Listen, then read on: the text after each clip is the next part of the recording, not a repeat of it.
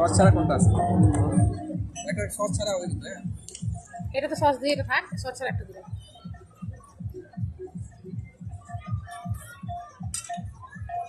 তোমাকে এখনো দিল না।